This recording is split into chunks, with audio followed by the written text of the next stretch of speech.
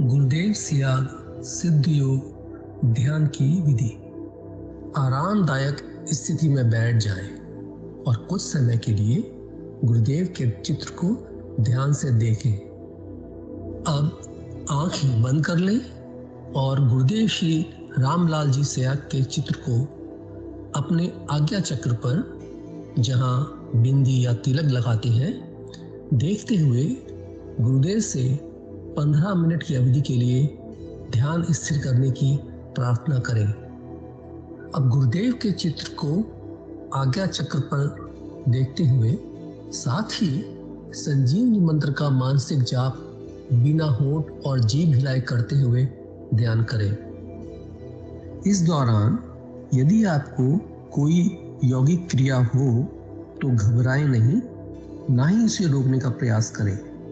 ध्यान की अवधि पूर्ण होते ही यह क्रियाएं स्वतः बंद हो जाएंगी। इस विधि से सुबह शाम हल्के पेट नियमित रूप से केवल 15 मिनट का ध्यान करें और संजीवनी मंत्र का मानसिक जाप हर समय करें।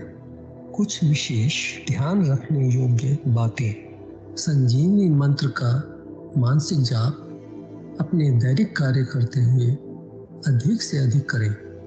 संजीवनी मंत्र के साथ किसी और मंत्र का जाप नहीं करना है। इस मंत्र को कभी भी लिखकर या बोलकर किसी को नहीं बताना है। तांत्रिकों से नहीं मिले और ना ही उनके दिए हुए डोरे या ताबीज आदि पहने। यदि पहना हुआ है तो यह साधना शुरू करने से पहले निकालकर फेंक दें। अब शक्तिपात दीक्षा के लिए गुरुदेव की दिव्य वाणी में संजीवनी मंत्र ध्यान से सुने और उसके पश्चात 15 मिनट ध्यान करें। आप भी जो है ना, जो मैं मंत्र बताऊंगा उसको बोल कर या इशारे से किसी को नहीं बताएंगे। रहता सिंह कहा ना, अब कैसे छूटे नाम रट लगी।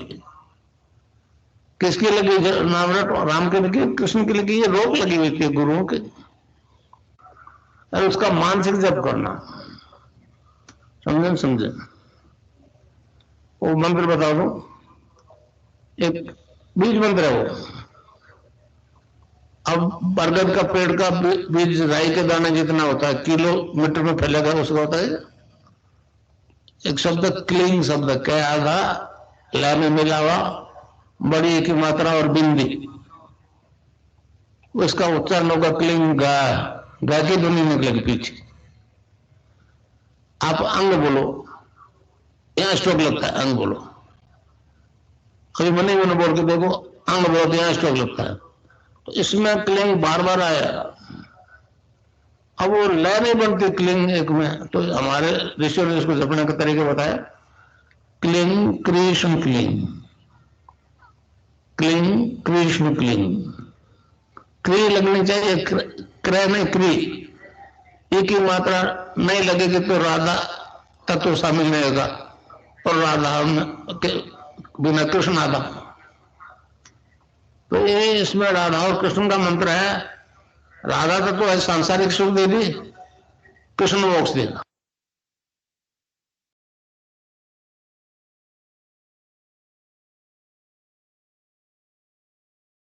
जय गुरुदेव। अब विनोद जी गुरु भाई से निवेदन है, कृपया आज की दिव्य लेखनी पढ़ें।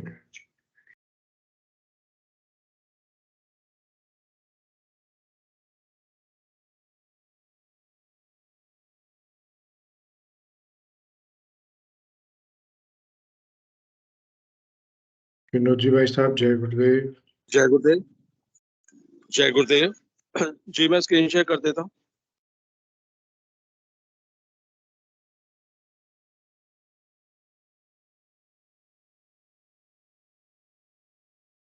जय गुरुदेव। गुरु भाई मैं आज कहीं बाहर हूँ, अगर आवाज कटे तो बता दीजिएगा प्लीज। जय गुरुदेव। जी जी।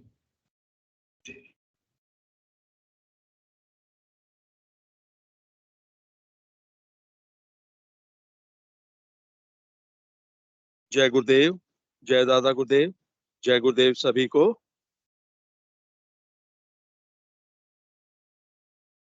आज हम परम पूज्य गुरुदेव श्री रामलाल जी सियाग जी की दिव्य और अद्भुत जीवनी को पढ़ना प्रारंभ करेंगे। जय गुरुदेव। गुरुदेव की जीवनी भारतीय योग दर्शन में वर्णित सिद्ध योग को मूर्त रूप देने वाले, मानवता में सतोगुण का उत्थान एवं तमोगुण का पतन कर उसका दिव्य रूपांतरण करने के उद्देश्य से विश्व भर में असंख्य शिष्यों को शक्तिपात दीक्षा द्वारा कुंडलिनी जागृत कर अपनी तस्वीर के ध्यान से स्वतः योगिक क्रियाएं करवाने वाले समर्थ सदगुरुदेव श्री रामलाल जी सियाग की जीवनी। जय गुरुदेव। इसमें जो है मैं आपको कंटेंट बता दूं। 8 अध्याय हैं इसके। पहला है संक्षिप्त परिचय, दूसरा आध्यात्मिक जीवन का प्रारंभ, तीसरा बाबा श्री गंगाई नाथ जी से मुलाकात, चौथा विचित्र घटनाएं, पांचवा बाबा का दूसरी दुनिया से संदेश, छठा पैगंबर से संबंधित दृश्य, सातवां बाइबल की भविष्यवाणियां और 8वां अध्याय है सिद्ध गुरु का पद ग्रहण करना। संक्षिप्त परिचय। परम पूज्य समर्थ सदगुरुदेव श्री रामलाल जी सियाग प्रवृत्ति मार्गी संत हैं जो पिछले 30 वर्षों से विश्व भर में सिद्धयोग में वर्णित शक्तिपात दीक्षा द्वारा साधकों की कुंडलिनी जागृत कर रहे हैं। इस शक्तिपात दीक्षा की अनोखी बात यह है कि साधक विश्व में कहीं भी रहता हुआ केवल गुरुदेव की दिव्य वाणी में संजीवनी मंत्र को सुनकर सिद्ध योग में दीक्षित हो जाता है। इसके लिए उसे न तो कहीं बाहर जाने की आवश्यकता है और न ही किसी से मिलने की। गुरुदेव का अवतरण अर्थात जन्म। गुरुदेव का अवतरण राजस्थान में बीकानेर के पलाना ग्राम में 24 नवंबर 1926 को हुआ। गुरुदेव ने भारतीय रेलवे में हेड क्लर्क के पद पर कार्य किया। परिस्थितियोंवश गुरुदेव ने सन 1968 में अक्टूबर की नवरात्रि से गायत्री की आराधना शुरू की, जिसमें उन्होंने गायत्री मंत्र का 1.25 लाख जप पूरे विधि विधान से किया। 1.25 लाख गायत्री मंत्र जाप पूरा करने के अगली सुबह गुरुदेव ने गहरे ध्यान में अपने शरीर को एक दिव्य दूधिया प्रकाश में परिवर्तित हुए देखा। जब उस प्रकाश पर उन्होंने ध्यान दिया तो उन्हें एक काले भंवरे की गुंजन सुनाई पड़ी। जब उस गुंजन पर ध्यान दिया तो उन्होंने पाया कि गायत्री मंत्र नाभि से अविरल लगातार जपा जा रहा था। इस प्रकार 1 जनवरी 1969 को गुरुदेव को गायत्री अर्थात निर्गुण निराकार की सिद्धि हो गई। स्वामी विवेकानंद जी के साहित्य को पढ़ने के पश्चात, जिसमें उन्होंने कहा है कि बिना गुरु बनाए आध्यात्मिक मार्ग में प्रगति नहीं हो सकती, गुरुदेव ने जामसर में आराधना कर रहे बाबा श्री गंगाई नाथ जी को गुरु धारण कर लिया, जिनकी अहेतु की कृपा से सन 1984 में गुरुदेव को भगवान श्री कृष्ण सगुण साकार की सिद्धि हो गई। इस प्रकार गायत्री सिद्धि से गुरुदेव को भगवान के निर्गुण निराकार रूप का और कृष्ण सिद्धि से भगवान के सगुण साकार रूप का साक्षात्कार हुआ। इन दोनों सिद्धियों के होने के कारण से गुरुदेव की तस्वीर से स्वतः योग होता है, जो आज तक कभी नहीं हुआ। गुरुदेव की तस्वीर पर ध्यान करने से साधक को उसके शरीर की आवश्यकता अनुसार स्वतः योगी क्रियाएं होती हैं। इनके द्वारा शरीर शोधन से सभी तरह के शारीरिक एवं मानसिक रोगों से पूर्ण मुक्ति मिल जाती है और आध्यात्मिक मार्ग प्रशस्त होता है। वैज्ञानिकों के लिए यह एक रोचक शोध का विषय है कि किस प्रकार गुरुदेव की एक निर्जीव तस्वीर पर ध्यान करने से साधकों को ध्यान के दौरान भिन्न भिन्न यौगिक क्रियाएं स्वतः होने लगती हैं। बाबा श्री गंगाई नाथ जी के आदेश से सन 1986 में रेलवे से स्वैच्छिक सेवानिवृत्ति ली तथा जन कल्याण हेतु सन 1990 से सार्वजनिक रूप से शक्तिपात दीक्षा देना प्रारंभ किया। इस दर्शन को विश्व दर्शन बनाने हेतु सन 10 मई 1993 को अध्यात्म विज्ञान सत्संग केंद्र जोधपुर की स्थापना की, तब से आज तक सिद्ध योग में वर्णित शक्तिपात दीक्षा से गुरुदेव लाखों शिष्यों को चेतन कर चुके हैं।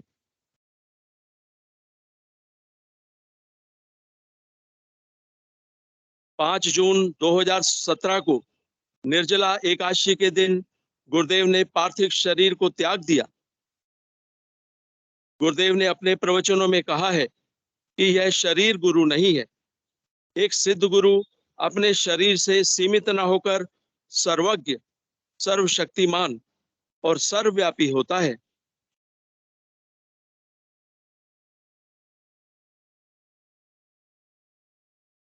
आध्यात्मिक जीवन का प्रारंभ सदगुरुदेव का अवतरण बीकानेर के पलाना ग्राम में 24 नवंबर 1926 को एक किसान परिवार में हुआ। गुरुदेव का बाल्यकाल उनके पिता की अकाल मृत्यु के कारण बहुत कष्टपूर्ण रहा। हाई स्कूल की पढ़ाई समाप्त होने पर गुरुदेव ने नौकरी की। गुरुदेव रेलवे में हेड क्लर्क के पद पर कार्यरत थे। विवाह उपरांत उनके 5 संतानें, 1 पुत्री तथा 4 पुत्र हुए। 1968 में अकारण ही गुरुदेव को मृत्यु से भय लगने लगा, जिससे उनकी तबीयत खराब हो गई। डॉक्टरों ने उन्हें देखकर कहा कि कोई रोग नहीं है। फिर उनके मित्र श्री राम दुबे ने उन्हें बताया कि उनको मार्केश की दशा चल रही है।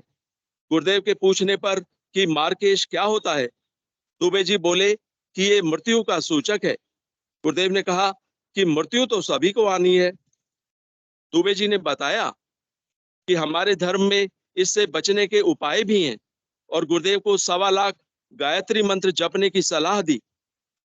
विधिवत 1.25 लाख जप करने का लक्ष्य था और इस प्रकार करीब 3.5 महीने का समय इस कार्य में लगा।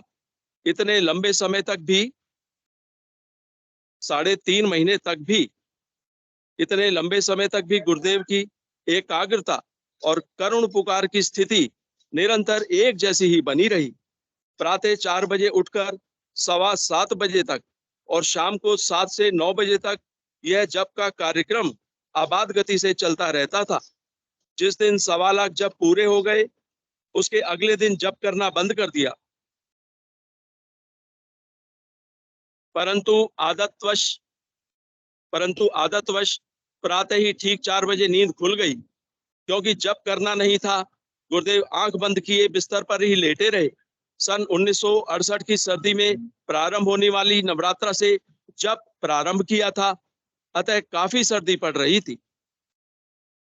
गुरुदेव रजाई ओढ़े आंख बंद किए लेटे हुए थे कि उन्हें शरीर के अंदर नाभि से लेकर कंठ तक एक अजीब प्रकार की सफेद रोशनी ही रोशनी दिखाई दी। रोशनी के अलावा शरीर का कोई अंग जैसे लीवर, तिल्ली, फेफड़े, हार्ट आदि कुछ भी दिखाई नहीं दिया। गुरुदेव को यह देखकर अचंभा हो रहा था कि रोशनी आंखों से मिलती है, फिर यह अंदर कैसी रोशनी है।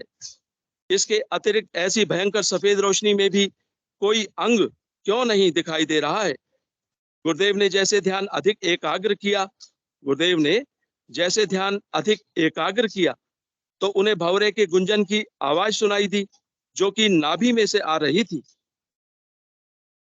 ज्यों-ज्यों गुरुदेव उस आवाज की तरफ एकाग्र होते गए, उन्हें स्पष्ट सुनाई देने लगा कि गायत्री मंत्र अपने आप ही अंदर जपा जा रहा है। उसको जपने वाला कोई नजर ही नहीं आया, फिर भी वह आबाद गति से निरंतर चल रहा है। गुरुदेव करीब 10-15 मिनटों तक यह सब देखते सुनते रहे और अपने मन में सोचते रहे कि कैसी विचित्र बात है कि रोशनी आंख से आती है और आवाज कंठ से, परंतु यह सब उन अंगों से बहुत नीचे ही कैसे सुना और देखा जा रहा है। करीब 5 बजे स्नान घर में नल का पानी जोर से फर्श पर गिरा तो ध्यान भंग हो गया। इसके बाद उठकर नित्य क्रम से निवृत्त होकर गुरुदेव अपने कार्य पर चले गए। परंतु इसके बाद एक ऐसा परिवर्तन आ गया कि गुरुदेव पान, सिगरेट, चाय आदि का प्रयोग करने में पूर्ण रूप से असमर्थ हो गए। इनके इस्तेमाल का ख्याल आते ही उन्हें बहुत भयंकर घबराहट होने लगती थी। इस प्रकार चाहते हुए भी इन वस्तुओं का इस्तेमाल करना असंभव हो गया। किसी के साथ खाना खाते और जीवन के किसी भी क्षेत्र में उन्हें थोड़ा सा भी झूठ बोलते हुए भारी घबराहट होती थी। एक विचित्रता गुरुदेव के शरीर में आ गई थी कि जीवन के किसी उद्देश्य पर अगर वो अपना दिल दिमाग अधिक एकाग्र होकर सोचने लगते तो उसका स्पष्ट परिणाम टेलीविजन की तरह बहुत पहले स्पष्ट नजर आ जाता और आगे चलकर वह घटना ठीक वैसे ही घटती जैसे उन्हें दिखी थी। जय गुरुदेव। आज बस यहीं तक। गुरुदेव की दिव्य जीवनी का शेष भाग हम कल पढ़ेंगे। जय गुरुदेव। जय दादा गुरुदेव। जय गुरुदेव। जय गुरुदेव सिंह।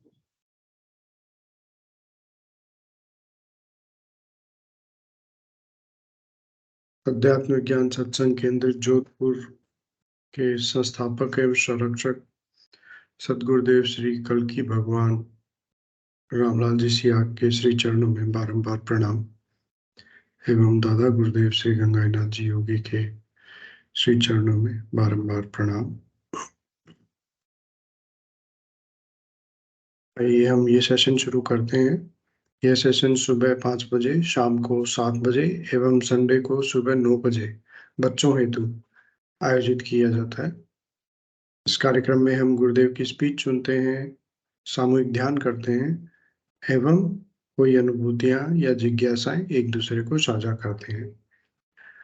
गुरुदेव ने स्पीच में बड़ा खुले स्वर में कहा है, बहुत बार कहा है कि जब वो न्यूज़पेपर वाले आते थे या मीडिया वाले आते थे तो उनको कहते थे कि तुम्हारा अखबार तो 12 बजे रद्दी की टोकरी में चला जाता है। मैं ऐसे अखबार बना रहा हूँ जो जीवन भर चलेंगे, कोई 50 साल, कोई 100 साल, कोई 80 साल, और मेरा प्रचार करते रहेंगे। तो उस बात से भी हम अगर थोड़ा सोचें कि गुरुदेव ने ये बात किस हेतु कही थी कि हमारे साथ जो भी परिवर्तन गुरुदेव ला रहे हैं हम में, उसे हमें दुनिया को बताना है आगे होके कि मुझे ये परिणाम मिले, मेरे जीवन में ये परिवर्तन आए गुरुदेव की कृपा से। तो उससे नए जो लोग जुड़ रहे हैं उन्हें इससे लाभ मिलता है। यही हमारा भी उद्देश्य है इस कार्यक्रम को जो चलाया जा रहा है। इसके बाद ये YouTube पे जाता है तो आपकी जो भी अनुभूतियां हैं वो जीवंत हो जाए हमेशा हमेशा के लिए और हमेशा ऑनलाइन अवेलेबल रहे। मतलब नए सादे की नहीं, कभी जीवन में आप भी अगर देखना चाहें कि मैं 2022 में या 21 में मुझे किस तरह की अनुभूतियां हुई थी, तो वो भी आप इस YouTube के माध्यम से उनको वापस देखा सुना जा सकता है। चलिए अब मैं आमंत्रित करूंगा कोई भी गुरु भाई बहन मंच पे आए और अपनी अनुभूति कोई भी साझा करें। जय गुरुदेव जी। विक्रम जी भाई साहब, जय गुरुदेव। जय गुरुदेव भैया। जय दादा गुरुदेव। जय गुरुदेव भाई साहब। अभी भैया अनुभूति कह लो या प्रैक्टिकल कुछ भी कह लो, पड़ोस में अखंड रामायण हुई, एक गरीब ने करवाई।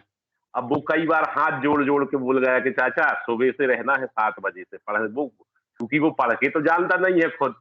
और अब अखंड रामायण करना भैया है ना, अखंड रामायण करना, अब नए लड़के बिल्कुल नहीं रामायण की तरफ झुकाव है। तो ने पहले सलाह ली तो मैंने कहा भैया पढ़ने वाले हों तो करना, नहीं तो बड़ी दिक्कत हो जाती, रात में 12 बजे तक तो है ना 12 बजे के बाद तो बड़ी परेशानी है अगर घर के लड़के बच्चे पढ़ के जाने। अब चूंकि पढ़े लिखे तो है, कभी रामायण पढ़ी नहीं उसने, तो मैं गया, दिन में भी गया, थोड़ी पढ़ा, फिर रात में 8-9 बजे सत्संग हुआ अपना, जो समाप्त हुआ। खाना आना नहीं खाया, थोड़ा दूध पी लेते हैं, गाय का 1 आध पाव, ऑटोमेटिक खाना बंद हो गया भैया, तैयारी बंद कर। हाँ वो क्या है, वजन बढ़ रहा था, गुरु भगवान की कृपा ऐसी हुई, नहीं तो खाने का बड़ा लालची था मैं, मुझे असंभव था। मैं पहले भैया सोचता था ना कि रात में खाना बंद कर दे तो बड़ा असंभव, मैं तो नहीं कर सकता था। लेकिन वो गुरु भगवान की ऐसी कृपा, ऐसा सिद्ध योग का असर भैया कि वो रात का खाना छूट गया। गुरु की कृपा है। तो मैंने गुरु भगवान से रामायण में अब पहले जाते थे, फिर अब बहुत साल से, दशक साल से सब बंद, 2-4-5 साल से तो बंद है ही, और जब से और सिद्ध योग से जुड़ गए तो जरूरत ही नहीं है। तो मैंने गुरु भगवान मैंने बोला फोटो के सामने खड़े भाई जहां अपन जाप आप करते हैं, मैंने कहा गुरु भगवान रामायण में, हाँ बोले जाना रामायण में, जा रामायण पढ़, उसमें क्या है। तो भैया मैं वहां गया तो एक मित्र में, गांव के लोग आते हैं, एक है ना 12-1 बजे के बाद रात में चाय आज देते हैं, चाय पी रहे थे हम लोग, कुछ लोग रामायण पढ़ रहे थे, बैठ गया तो मैंने अपने गुरु भगवान के बारे में बताया। वहां कुछ महिलाएं भी बैठी थी, कुछ पुरुष भी बैठे थे, तो मैंने बताया हमारे गुरु भगवान है और ऐसा ऐसा मंत्र की विधि देते हैं, हम मंत्र सुना देंगे, मोबाइल हो तो लाओ निकाल देते हैं, अभी नहीं है तो बाद में बोल के निकाल लेना। तो एक भैया को मैंने अपने ही मोबाइल से मंत्र सुनाया, वो इतना गदगद हो गया भैया मंत्र सुन के, क्या बताऊं मैंने मंत्र। अच्छा। हाँ बहुत, हाँ सही में मेरे रोंगटे खड़े हो रहे बताने में, मैं क्या बता, इतना प्रसन्न, इतना हृदय से आत्मा से उससे वो प्रसन्न हुआ। अरे बोले जी दिव्य मंत्र कहने लगे, यही तो चाहिए था चाचा मुझे। अरे मैंने कहा भगवान, गुरु भगवान जी तो बिल्कुल इसको बोल के नहीं लेना है और जीवना है, ले पूरी विधि अपने से बता दी है जैसा अपन है इसमें। और बड़ा गदगद हुआ भैया वो मैं, हाँ मैंने जब लिया था मैं इतना गदगद नहीं हुआ, लेकिन वो गदगद हो रहा था तो मुझे इतनी प्रसन्नता हो रही थी गुरु भाई, हाँ बहुत बहुत प्रसन्नता हो रही थी मुझे। तो मैंने कहा गुरु भगवान ने मेरी एक बहुत बड़ा काम करवा लिया, जय गुरुदेव, जय दादा गुरुदेव। मैंने बड़े विधि पूर्वक बताया। फिर रामायण में चौपाई भी निकली भैया जी, सब अच्छा। हाँ वो आधी चौपाई याद है, सब तजो भजन करो दिन राती। गुरु भगवान ने वो बड़ी दिव्य चौपाई बताई थी। गुरु भगवान ने तो रामायण की जरूरत ही नहीं, एक चौपाई का सार बता दिया। केवल नाम अधारा, सुमर सुमर नर वो तरही पाड़ा, बड़े भाग मानुष तन पावा। अब भाई यही योनि में मैंने सब बताया उसको कि इसी में क्या वो इतना, हाँ भैया वो इतना प्रसन्न हुआ सच्ची में, मैं इस मुख से कहाँ बखान कर सकता हूँ। मंत्र सुन के इतना बहुत खुश हुआ, बोले चाचा कल हम आएंगे, आप हमको तस्वीर देना, सब बता देना और मैं करूंगा बोले। हाँ तो गुरु भगवान ने अपनी ड्यूटी भी करवा ली, और वो रामायण उनके बच्चों को मैंने बैठाला, मैंने कहा ऐसे बैठो रामायण पढ़ो। वो पढ़ने लगे रामायण, उनको बताया तो हाँ वो बच्चे नहीं तो पढ़े लिखे आजकल बहुत कतरा रहे हैं लड़के, नए लड़के कहाँ बैठ रहे हैं रामायण। अब तो अखंड रामायण करना है ना असंभव हो गया है, पढ़ने वाले झुकाव नहीं है। हाँ गुरु भगवान भैया, गुरु भगवान अंदर से चेतना देते हैं अपन को, सब गुरु भाइयों को। अब वो आप समझो और ना समझो, जो समझ जाता है उसको कोई तकलीफ नहीं, जो नहीं समझता उसको तकलीफ है। तो वो अपने दुनिया भर के बहुत से आते हैं अपने सेशन में कि हमारा मंत्र नहीं चल रहा या हमारा मन ही नहीं लग रहा। अरे क्यों नहीं लगेगा भैया मन, कोशिश करने वाले की नहीं होगा है ना, कोशिश करने वाले की कभी हार नहीं होती। अपने गुरु भगवान बार बार बताते, अभी इस बीच में भी निकला है कि गुरु कोई सा शरीर थोड़ा है, मैं तो आज मरूंगा है ना, वो तो अंदर बैठा हुआ है। और हाँ वो ध्यान में बहुत, जैसा मैंने एक बार और बताया था ना कि मेरी लाश को कीड़े खा रहे हैं और मेरा आज्ञा चक्र बचा, ऐसी अनुभूति फिर दूसरे दिन भी हुई थी, लेकिन मैंने साझा नहीं की। मैंने कहा लोग बाग कुछ का कुछ ना जोड़ने लगे कि ये बार बार ऐसा बता रहा। एक दिन और हुआ था ऐसा कि जब पेट से नाभि से ऐसा मट्टी का ढेर बनता जा रहा है मेरा शरीर, और गंगाई नाथ जी मैं खुद हूँ, और कीड़े मुझे लीवर से कीड़ों ने खाना शुरू किया। तो मैंने कहा दादा पूरा खा जाएंगे कैसे कीड़े? बोले नहीं भाई इतना बचेगा ना हिस्सा। हाँ बोले ऐसा ही बोले थे, वे इतना बचेगा जी हिस्सा तेरा आज्ञा चक्र से, और उतने तक खा गए और उतना बचा रहा। फिर मैंने शेयर नहीं की, मैंने कहा अब एक बार बता दी है तो क्या मालूम क्या आया दिमाग में, आज निकल आई लेकिन वो पच नहीं रही। भैया मेरे तो सभी गुरु भाई बहनों से अनुरोध है कि सबके अनुभूति होते है, बता भैया भजन सुमरन करेंगे तो वो पाचन होगा, नहीं पेट फूट जाएगा अगर नहीं बताओगे आप तो। जी जी जी हाँ, बहुत से गुरु भाई को बहुत होती है, लेकिन शेयर नहीं करते, छुपा लेते हैं अपने गुरु भाई। 50 लोग होते हैं अपन। जरूर शेयर करना हाँ चाहिए। बिल्कुल। बहुत बहुत, हाँ, बहुत जरूरी है शेयर करना, बहुत जरूरी है। कोई अपना ऐसा सेशन है कि कोई झूठ तो बोल ही नहीं सकता इसमें, हम्म। है ना। एक दिन मैंने बताया था, बच्चों का सेशन हो रहा था, एक छोटा झूठ बोलने की कोशिश कर रहा था, वो ध्यान किया नहीं, और लेकिन बोल नहीं पाया बोल नहीं पाया वो। मैंने कहा नहीं, इसमें क्या झूठ चलता है, इसमें तो जो अनुभूति बहुत से गुरु भाइयों की है, तो मेरी तो सबसे विनती है हाथ जोड़ के, भैया जरूर शेयर करो। भजन सुमरन जब होगा, जब आगे बढ़ेंगे अपन, नहीं तो वो बदहजमी हो बिल्कुल जाएगी। बिल्कुल सही बात है। अगर शेयर नहीं करोगे तो बदहजमी हो जाएगी। आज मेरे को अंदर से ये बात उत्पन्न हुई, कोई कोई हाँ, मेरी बात को अन्यथा ना ले कि ये ऐसा बोल रहा है, और आप अच्छे से समझा। जी बिल्कुल, गुरु भाई ने बहुत सही कहा। जो हमें अनुभूतियां होती हैं उन्हें हमें साझा करना चाहिए। वो किसी भी रूप में हो सकती है, कैसे भी हो सकती हैं। अब कुछ नए गुरु भाई भी जुड़े हैं। रामावतार जी गुरु भाई, जी, जी। राम रतन जी गुरु भाई जुड़े हैं। जय गुरुदेव, जय दादा गुरुदेव गुरु भाई। जय गुरुदेव। सॉरी भाई साहब, आपको कुछ और कहना है? सॉरी। बस नहीं हो गया मेरा। ठीक है ठीक है भाई साहब, जय गुरुदेव। राम रतन जी गुरु भाई, जय गुरुदेव। और भी कोई गुरु भाई बहन जो कुछ अपनी बात रखना चाहें, अपनी अनुभूति बताना चाहें, या कोई विषय पे चर्चा करना चाहें? संतोष लक्ष्मणी जी गुरु भाई, जय गुरुदेव। आप कुछ जय कहना चाह गुरुदेव रहे हैं? गुरु भाई। जी जी, जय गुरुदेव भाई साहब। जी ने पहले दूसरे गुरु भाई को बोलने दीजिए, मैं बात। ठीक है, चलिए जब तक कोई आते हैं, मेरी अनुभूति बताता हूँ मैं। अनुभूति कुछ विशेष नहीं है, बस ध्यान की ही बात है कि आजकल मतलब आज भी जैसे ध्यान पे बैठा था मैं, तो ध्यान से हटा ही नहीं जाता है। बहुत नशा सा चढ़ता है, और ऐसा मन करता है बैठे रहो 2-4 घंटे। तो बड़ा आनंद आता है ध्यान करने में आजकल। ये बड़ा अच्छा हो रहा है। साथ में मैं ये नहीं कहूँगा कि कोई ख्याल नहीं चलते हैं मन में। ख्याल चलते रहते हैं बीच बीच में कभी कभार, परंतु गुरुदेव का नाम जप और गुरुदेव की तस्वीर पे ध्यान अटका रहता है, और उसमें नशा आता रहता है। तो ये आजकल मेरे साथ ध्यान के दौरान हो रहा है। नाद तो सुनाई दे ही रहा है, जो आप मैं काफी बार बता चुका हूँ।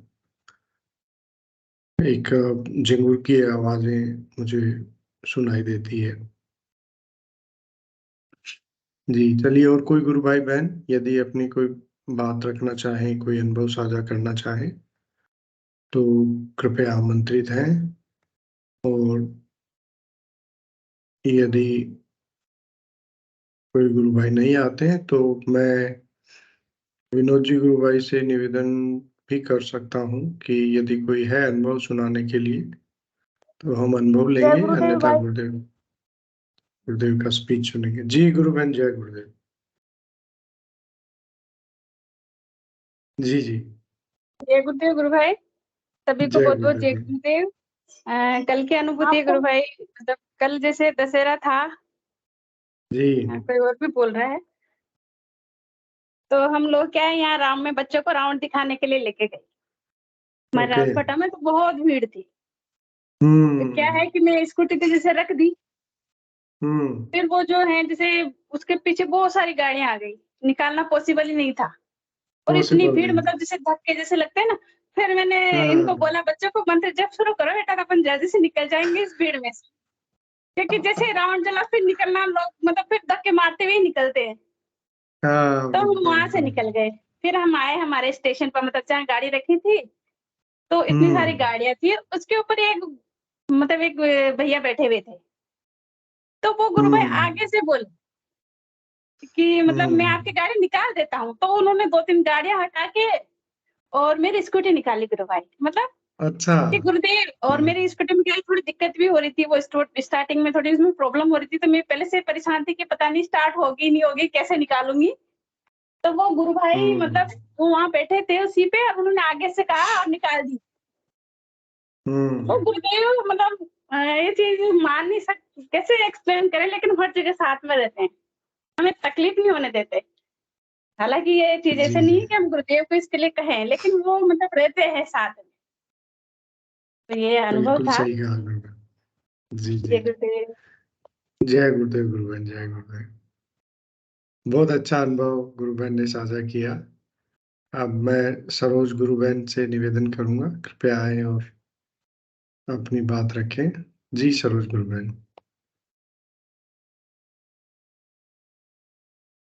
सरोज हेलो। शास्त्री जी। जी गुरुबेन, जय गुरुदेव। हाँ जी गुरुबेन बोलिए। अच्छा, मैं तो गुरु भाई ये बोल रही थी कि मैंने बोला था कि मैं गुरु जी को पट्टे पे बैठा रखा है मैंने जी जी। नवरात्रे में। तो मैंने नौवीं परसों खूब अच्छी जी। तरह मैंने पूजन किया, नौवीं कन्या बैठाई। पता नहीं क्या गलती हुई क्या नहीं, वो ऐसे मतलब मैं बाथरूम से बाहर आ रही थी, मैं इतनी बुरी तरह मतलब पानी था, मुझे दिखाई नहीं दिया। जिस हिसाब से मैं गिर रही थी ना, उस हिसाब से तो कि मुझे लग रहा था कि सर मेरी आज पूरी बॉडी मतलब खिल जाएगी।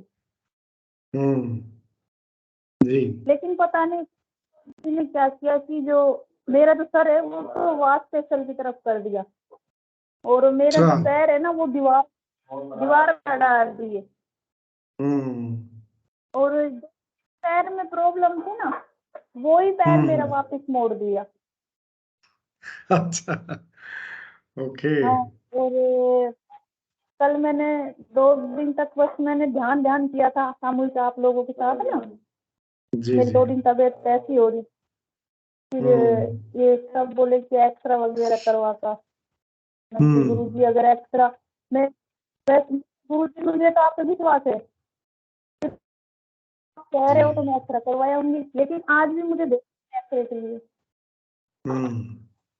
और दवाई तो ले रही हूँ, थोड़ा सा ऐसा है कि मैं खड़ी हो गई हूँ।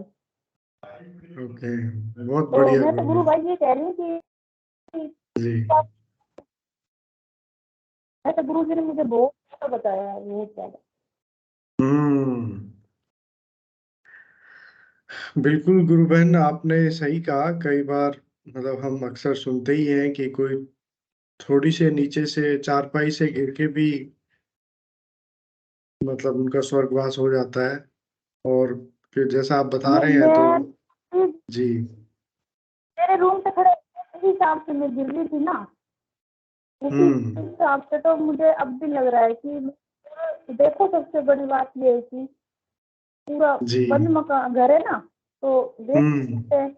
अब उसमें कुछ भी होता पता, ये सामने वाली जो हमारी पड़ोसी 2 पोती पोता जो भी वो आ गए थे घर पे है ना, छोटे छोटे।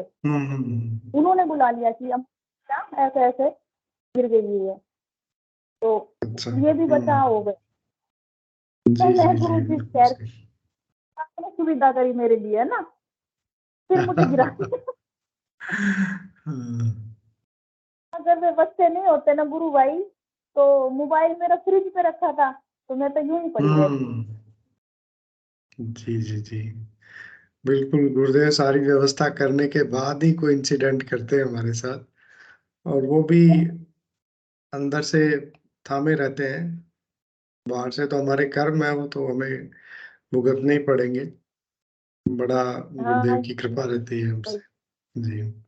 अब जो मेरा लेने वाली ना, जो पड़ोस की जो भी है, कह रही थी तो गुरु जी को पूछती, मेरे गुरु जी ने ये क्या किया? अरे गुरु जी ने ये नहीं देख रहे कि बचा दिया। एग्जैक्टली। जिस हिसाब गिर रही थी ना, तो गुरु जी ने ही बचाया है मुझे। बिल्कुल सही कह रहे हैं गुरु बहन।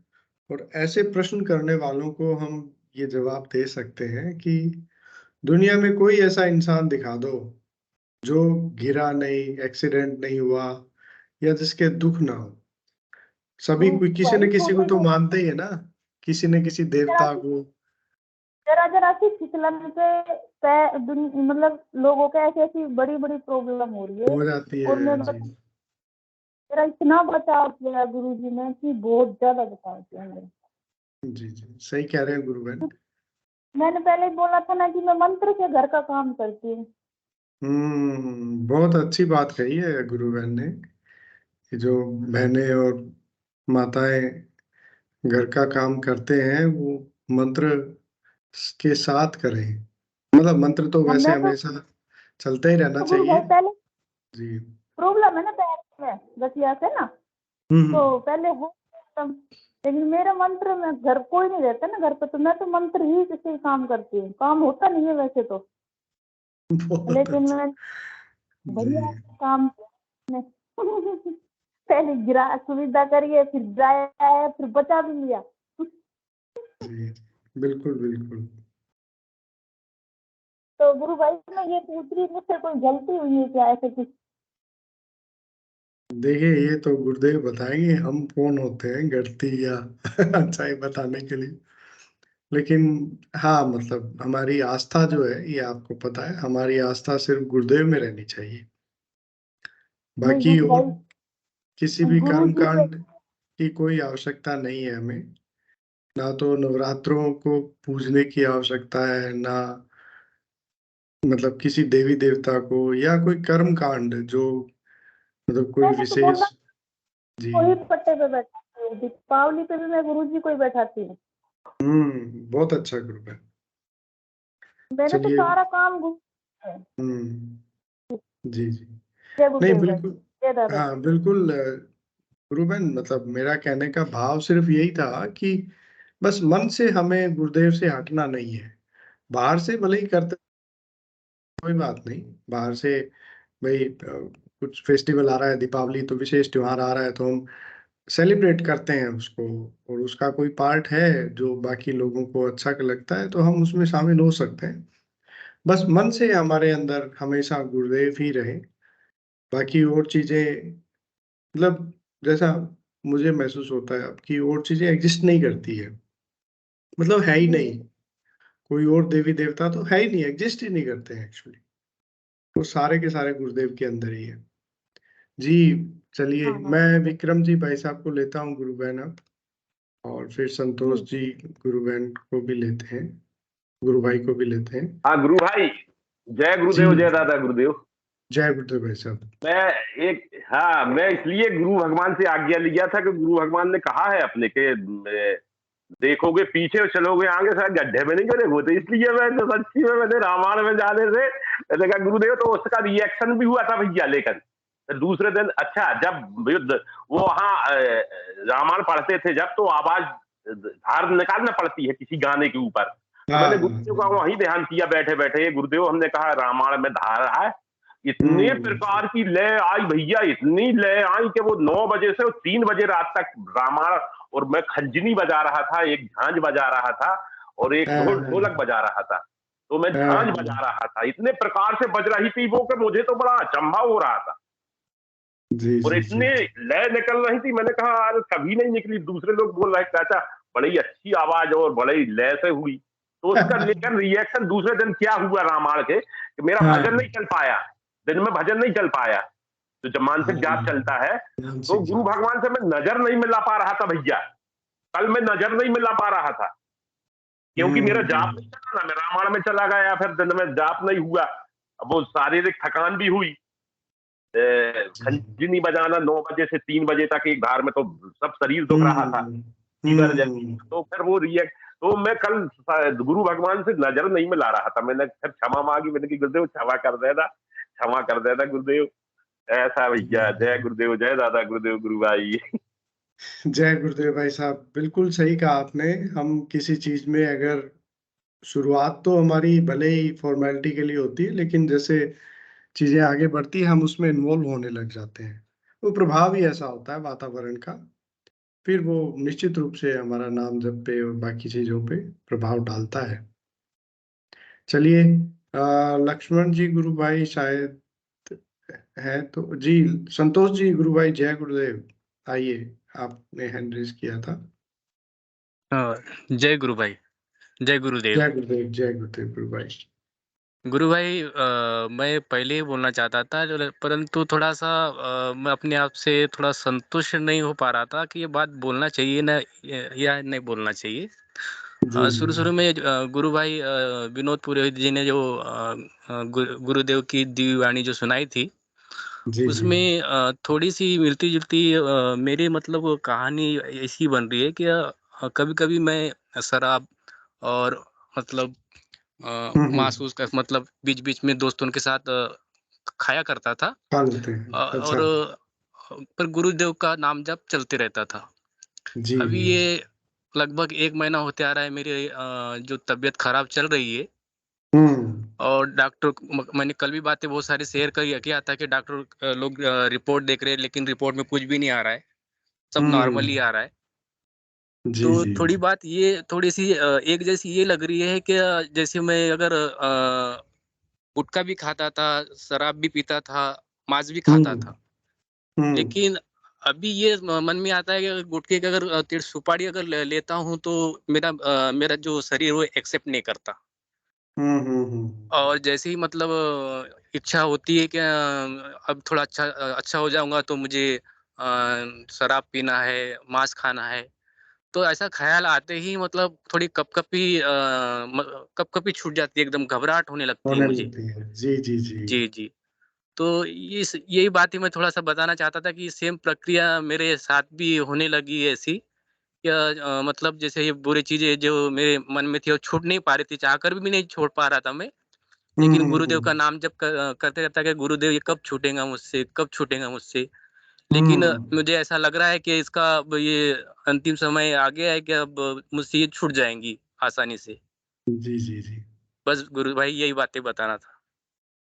जी, गुरु भाई, सबसे पहले तो मैं ये कहूंगा कि जो आपको परिणाम गुरुदेव ने दिया है सिद्ध जी, योग में, शायद ये मुख्य परिणामों में से एक है।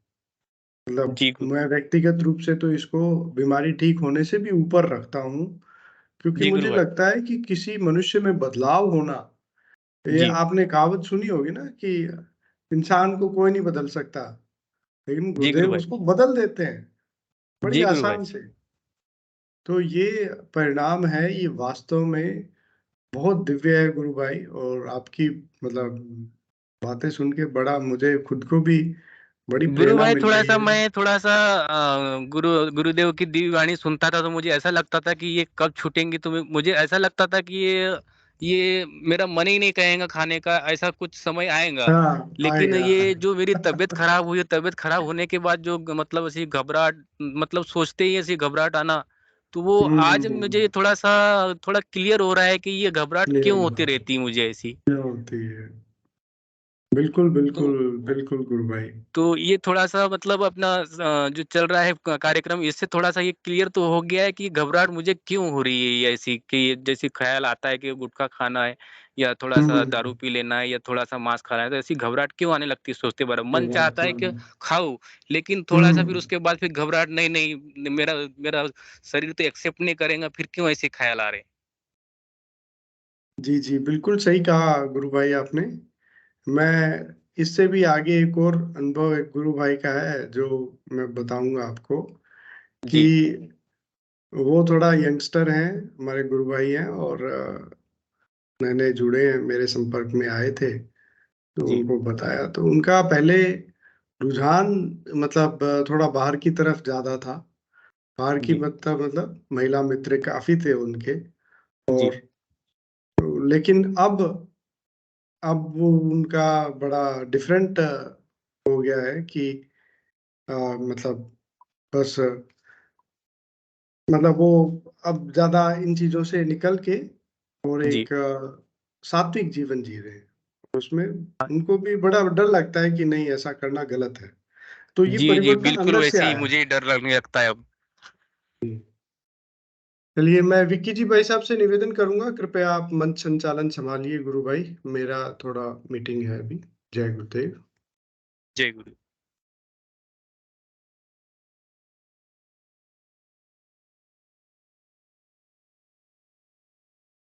जय गुरुदेव। चलिए, कोई भी गुरु भाई और गुरु बहन अपनी बातें रखना चाहे तो स्वागत है, नहीं तो सेशन का भी समय हो चला है। हिंगू जी गुरु भाई अगर है तो हिंगू जी गुरु भाई से अनुरोध है, कृपया सेशन को गुरुदेव के चरणों में समर्पित करें। जय गुरुदेव हिंगू जी गुरु भाई, जय गुरुदेव।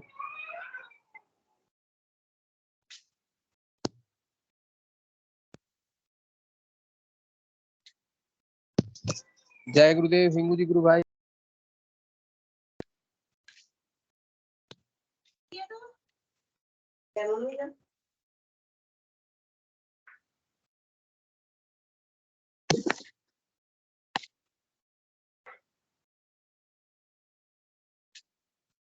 जय गुरुदेव हिंगू जी गुरु भाई।